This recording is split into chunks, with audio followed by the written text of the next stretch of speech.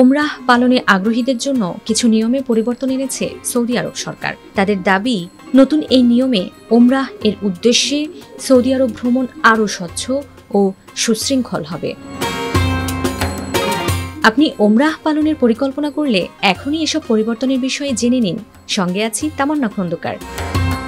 Saudi আরবের সংবাদ মাধ্যম খালিজ টাইমসের প্রতিবেদনে জানানো হয়েছে, এখন থেকে ভিসা আবেদন, হোটেল, পরিবহন সবকিছুই সরকারি প্ল্যাটফর্মের মাধ্যমে করতে হবে। ভিসার আবেদন করার সময়ই হোটেল বুক করতে হবে। অনুমোদিত হোটেল মাসার সিস্টেম বা নুসুক অ্যাপের মাধ্যমে বেছে নিতে হবে। আরব আমিরাত ভিত্তিক আশা ট্যুরস অ্যান্ড ট্রাভেলসের স্বত্বাধিকারী কায়সার মাহমুদ বলেন, হোটেল ও পরিবহন ব্যবস্থা সৌদি আরবের মাসার নামক ব্যবস্থার সঙ্গে সংযুক্ত। এমনকি ট্যাক্সি ও পোর্টালের মাধ্যমে বুক করতে হয়, যাতে শুধু অনুমোদিত পরিষেবা ব্যবহার করা যায়। পরিবার বা আত্মীয়ের বাসায় থাকার ক্ষেত্রে হোস্টের ইউনিফাইড সৌদি আইডি ভিসার সঙ্গে যুক্ত করতে হবে। সময় বা সফর পরিবর্তন হলে একই আইডি সিস্টেমে হালনাগাদ করতে হবে। এখন থেকে পর্যটক ভিসায় ওমরা পালন সম্ভব নয়। কেউ সেই চেষ্টা করলে সংশ্লিষ্ট ব্যক্তিকে ওমরাহ পালন থেকে বিরত রাখা হবে। একই সঙ্গে মদিনার রিয়াজুল জান্নাতেও প্রবেশ বন্ধ থাকবে।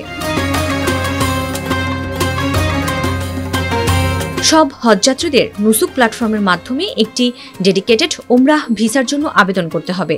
এক্ষেত্রে ই ভিসা হিসেবে অথবা অনুমোদিত অপারেটরের মাধ্যমে প্যাকেজ বুকিং করা যাবে। ভিসার সঙ্গে সফরসূচি জমা দিতে হবে, যা পরে পরিবর্তন বা স্থগিত করা যাবে না। নির্ধারিত সময়ের বেশি অবস্থান করলে জরিমানা গুনতে হবে। কায়সার মাহমুদ বলেন, অনুমোদিত পরিকল্পনার বাইরে অবস্থানের সময় বর্ধিত করা যাবে না। ফেরার যাত্রা স্থগিত হলে এজেন্টদের জরিমানা করা হবে। যুক্তরাজ্য, যুক্তরাষ্ট্র, কানাডা বা সেনজেন এর ভিসাধারীরা শর্ত সাপেক্ষে ভিসা অন অ্যারাইভাল পাবেন। এক্ষেত্রে ওমরাহ করতে যাওয়ার আগে এসব দেশে অন্তত একবার ভ্রমণ করতে হবে এবং ভিসার মেয়াদ 1 বছর হতে হবে। আগমনের পর বিমানবন্দরে কর্তৃপক্ষ নুসুক বা মাসার সিস্টেমে থাকা হোটেল ও পরিবহন বুকিং যাচাই করবে। কোনো কিছু অনুপস্থিত থাকলে জরিমানা বা ভ্রমণে বাধা দেওয়া হতে পারে। পথচারী ট্যাক্সি বা যে কোনো গাড়ি নেওয়া যাবে না। শুধু নুসুক অ্যাপের মাধ্যমে অনুমোদিত ট্যাক্সি, বাস বা ট্রেন ব্যবহার করতে হবে। হারমাইন এক্সপ্রেস ট্রেন রাত 9টার পর চলে না, তাই এই সময় এলে আগে থেকে অনুমোদিত পরিবহন বুক করতে হবে। অন্যথায় হজযাত্রীরা সমস্যার সম্মুখীন হতে পারেন।